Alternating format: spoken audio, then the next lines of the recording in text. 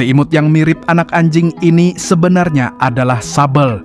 Lihat saja, dia sedang menyeret selimut ke kardus. Itu insting alaminya untuk membuat sarang nyaman agar merasa aman. Ukurannya mirip kucing rumahan dengan wajah seperti anjing kecil dan telinga runcing yang selalu tegak. Saat penasaran, Sable akan berdiri tegak, membusungkan dada munggilnya, lalu menatap dengan ekspresi polos yang bikin gemas.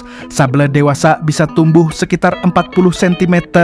Kalau dipelihara di rumah, mereka sangat aktif dan butuh banyak bermain, makanya mereka sering melompat-lompat dan berlari ke sana kemari. Yang lebih menakjubkan, mereka cerdas, bahkan setara anak kecil usia 3 tahun, jadi jangan heran kalau kadang sedikit nakal.